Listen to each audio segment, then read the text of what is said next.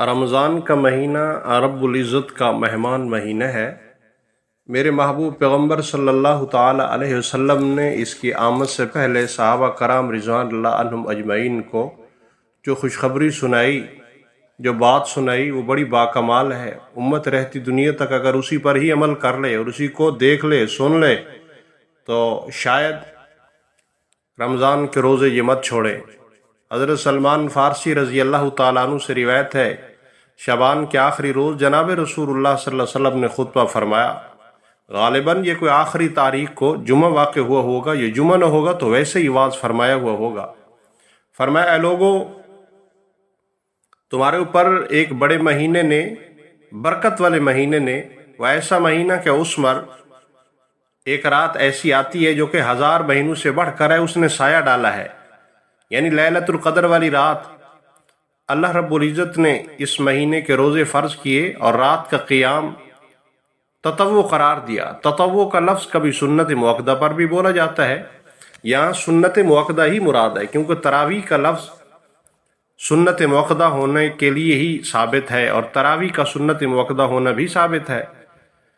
تو فرمایا، جس نے اس مہینے میں کوئی نیک خصلت نوافل کے قبیل سے کوئی ادا کیا، وہ اس کی مانند ہوتا ہے جس نے رمضان کے سوا کسی دوسرے مہینے میں فرض ادا کیا ہو، اور جس نے اس مہینے میں فرض ادا کیا ہوتا ہے وہ ایسا ہوتا ہے جس نے اور دنوں میں 70 فرض ادا کیے ہوں۔ تو فرمایا، میرے صحابہ، اور وہ صبر کا مہینہ ہے، اور صبر ایسی چیز ہے اس کا بدلہ جنت ہے، اور غمخواری کا مہینہ ہے کہ اس میں فقراء کی زیادہ غمخواری کی جاتی ہے نا۔ فرمایا، اور ایسا مہینہ ہے کہ اس میں مومن کا رزق زیادہ کیا جاتا ہے، جس میں اس نے روزہ دار کو افطار کرایا، اس کو گناہوں سے بخشش اور دوزخ کی آگ سے نجات حاصل ہوتی ہے، اور اس کو روزہ دار کے برابر ثواب ملتا ہے، بغیر اس کے کہ روزہ دار کے ثواب میں کمی کی جائے۔ ہم نے عرض کی، اے اللہ کے محبوب پیغمبر صلی اللہ علیہ وسلم، ہم میں سے ہر شخص ایسا نہیں جو روزہ دار کو افطار کرانے کی طاقت رکھتا ہو۔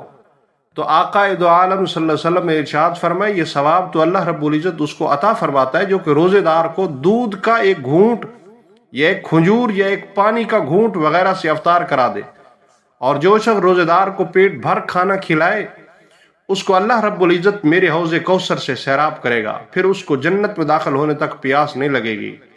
اور یہ معلوم ہی ہے کہ جنت میں پیاس تو ہے نہیں، وَأَنَّكَ لَا تَظْمَأُ فِيهَا، وہاں پیاس نہیں ہوگی، پس پیاس سے ہمیشہ کے لیے بے فکری ہو جاتی ہے۔ رب العالمین ہم سب کو یہ دولت لا زوال نصیب فرمائے۔ اور ایک اور موقع پہ فرمایا، اور وہ ایسا مہینہ ہے اس کا اول یعنی عشرہ اولا رحمت ہے، درمیانی عشرہ اس کا مغفرت ہے، اخیر حصہ اس کا آگ سے آزادی ہے۔ جس نے اپنی باندی غلام سے بوجھ ہلکا کیا، اس ماہ میں اس کو اللہ رب العزت معاف کر دیتا ہے اور دوزخ کی آگ سے آزاد کر دیتا ہے۔ یہ بہقی شریف کی روایت ہے۔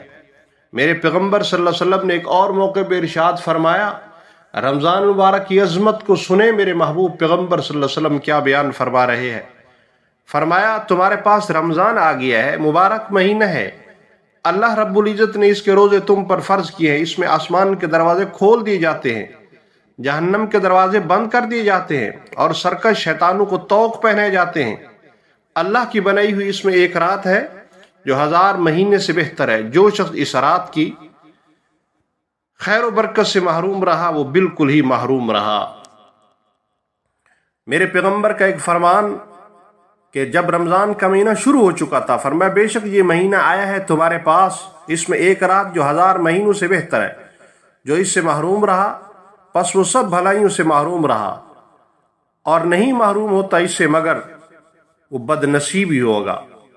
تو میرے بھائیوں، رمضان مبارک اللہ رب العزت کا مہمان ہے۔ سلف صالحین تو دعائیں مانگا کرتے تھے 6 مہینے، اے میرے اللہ ہمارے پچھلے روزے قبول فرما لے، اور اگلے 5 مہینے دعا کیا کرتے تھے، اللہ رمضان کی دولت سے مستفید فرما دینا، اللہ رمضان نصیب کر دینا۔ اگر ہمیں اللہ رب العزت نے رمضان مبارک عطا کیا ہے تو اس کی قدر کریں، اللہ رب العزت سے اپنی بخشش بھی کروا لیں اور اپنے گزرے ہوں کی بھی بخشش کروا لیں۔